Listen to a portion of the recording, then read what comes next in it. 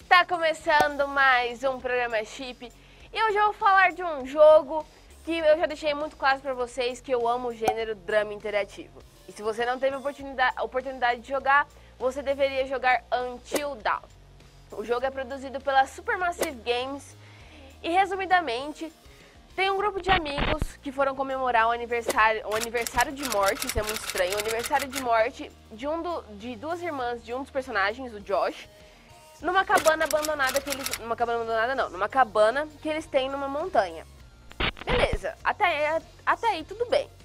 Só que tem um psicopata solto, que começou logo no começo do jogo, você já tem uma ideia que vai dar muito problema essa história, né? No jogo você pode controlar 8 personagens. Ele tem um esquema meio do Heavy Rain, Beyond Two Souls, que entra nessa questão de drama interativo. E a questão dos 8 personagens é um jogo de sobrevivência com adolescentes. Então faz um pouco de referência a filmes como Eu Sei que você fez no verão passado, Sexta-feira 13, Premonição, mais ou menos isso. Durante algumas coisas do jogo que eu mais gostei. Primeiro, você tem a oportunidade de jogar com os 8 jogadores. Além de você ter essa oportunidade, nas 2 primeiras horas de jogo, mais ou menos, você conhece um pouco dos personagens. Isso influencia no quê? Influencia que quando você tiver a oportunidade de matar ou não esse personagem, você vai questionar muito assim, nossa, mas esse personagem fez tal coisa, aquela hora, esse tipo de coisa. Então vai pesar muito na sua decisão. Outra coisa que o jogo, que eu achei que a ideia foi brilhante, é assim. Durante o jogo, um doutor aparece, um psiquiatra aparece, e ele te faz perguntas. No caso, você tem que responder com muita sinceridade. Por quê? O jogo vai moldar o que acontece dentro do jogo em si a partir das suas respostas. Por exemplo, uma última pergunta que ele fez pra mim foi da questão dos meus medos. E uma das coisas que ficaram mais evidentes foram palhaços, vísceras e aranhas, se eu não me engano. Então o jogo vai tentar dar um jeito de encaixar esse tipo de coisa para fazer a imersão que você vai ter no jogo maior ainda. Ele tem alguns sustos que são parcialmente meio bobinhos assim, mas eu assusto pra caramba porque não é um tipo de jogo que eu gosto. Aliás, o Until Dawn eu posso considerar acho que o único jogo de terror que eu realmente gostei de jogar e que realmente está me deixando muito intrigada para saber os outros finais, tudo que acontece. Porque realmente essa questão de drama interativo eu amo. E outra questão do jogo também que é interessante, durante o jogo você tem uns totens espalhados. E esses totens têm 4 cores diferentes, preto, branco, amarelo e vermelho. Cada uma dessas cores representa alguma coisa. Então, por exemplo, o preto, se você encontrar um totem com um desenho, com uma borboletinha preta, você sabe que alguém vai morrer. Se você encontrar um vermelho é perigo, amarelo é caminho e branco é uma dica. Então, quando você você acha esse totem, eles vão fazendo tipo eles vão realmente montando um totemzinho num dos painéis do jogo. E nele dá pra você ter mais ou menos noção do que vai acontecer, esse tipo de coisa.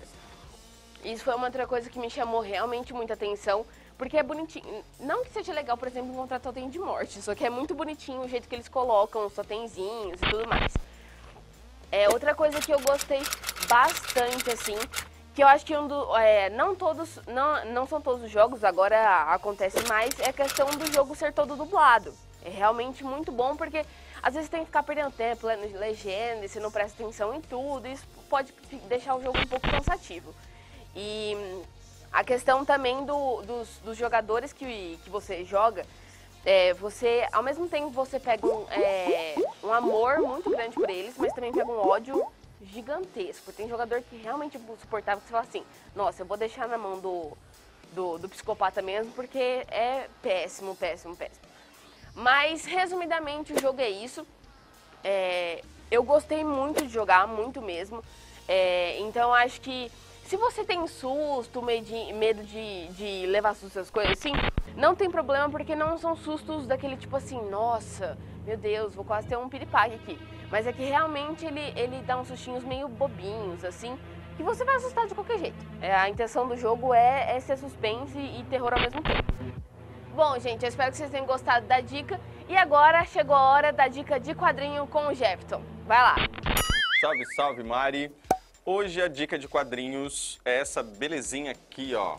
Na verdade, não se trata de uma história para vocês lerem, sim uma coletânea de histórias recém-relançadas no Brasil pela editora Eagle Moss, que compila anos da cronologia do Batman. O Cavaleiro das Trevas se vê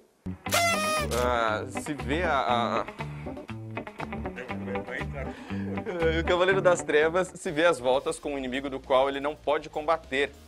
Ele se vê lutando contra as forças da natureza. Gotham City sofre um terremoto e a partir daí o Batman simplesmente perde todo o seu status quo de vigilante mascarado e tem que combater o crime e todo o caos que se instaura na cidade a partir de uma cidade devastada e abandonada pelo governo dos Estados Unidos.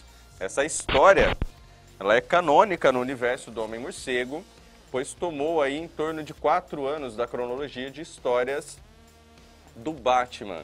Ela se inicia nesse primeiro volume, aqui no Brasil, anteriormente, em meados dos anos 90, foi publicada nas revistas mensais do Cavaleiro das Trevas, e seguiu aí por mais ou menos 4 anos de publicações ininterruptas. Aí a Eagle Moss teve a brilhante ideia de relançá-las em 6 volumes, esse volumão, esse calhamaço de páginas, de 600 páginas cada volume, reunindo todas as histórias que compõem o arco Terra de Ninguém, que se inicia aqui com a história Cataclismo, que é nada mais, nada menos que a história do terremoto que devasta Gotham City. A cidade devastada, logo em seguida, depois que sobram alguns cidadãos ali, milhões de cidadãos morrem, e os que sobrevivem e ficam ali em Gotham são abandonados pelo governo dos Estados Unidos à própria sorte. O governo entende que a cidade devastada é um prejuízo do qual não se pode recuperar. Então decidem fechar as fronteiras da cidade e abandonam os cidadãos que resolvem ficar à sua própria sorte. E aí começa a grande saga Terra de Ninguém, que é a terra abandonada de Gotham City. Batman e todos os seus ajudantes, ali o Robin, a Caçadora, Azrael, na época tinha acabado de substituir o Batman de um período onde ele tinha ficado paraplégico, né? Ele se tornou o Batman por um período de tempo, até que o Bruce Wayne se recuperasse.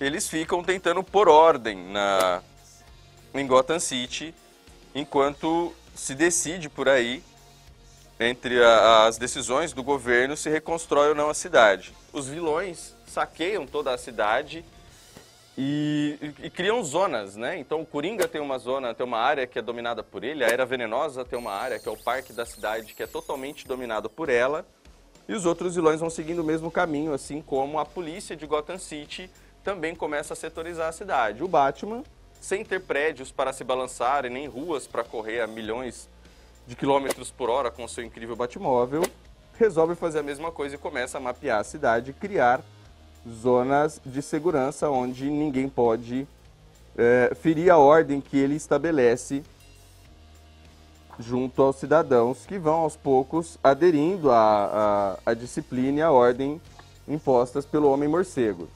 Aos poucos ele vai tomando Gotham de volta e vai tomando os territórios até então tomados pelos vilões, e Gotham volta a se tornar a Gotham City que nós conhecemos 4 anos depois. O Cavaleiro das Trevas sua muito, parceiros morrem ou novos parceiros surgem.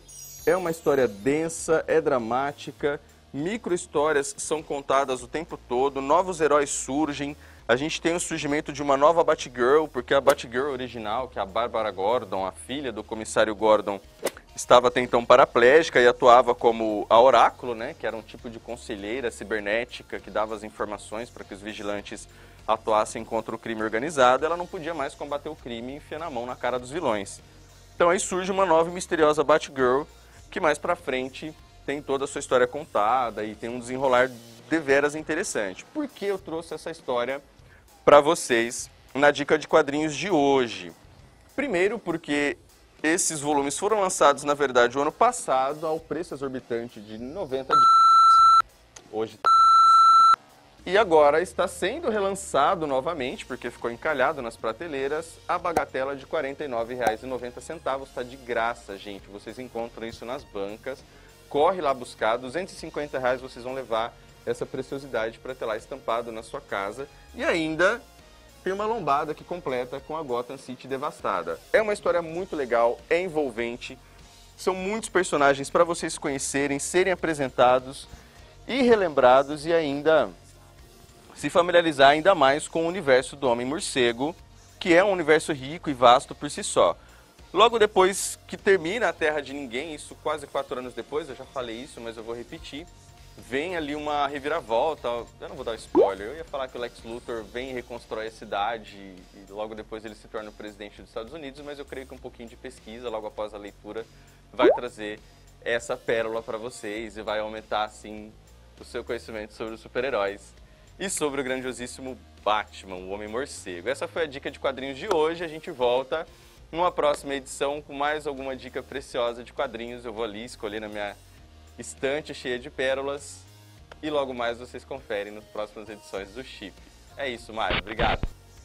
Jefferson, valeu pela dica. Eu acho que o Batman é um dos super-heróis mais aclamados, assim, que a gente gosta. E realmente é muito bom descobrir coisas novas sobre ele. Bom, eu espero que vocês tenham gostado das dicas de hoje e eu vejo você no próximo programa. Até lá!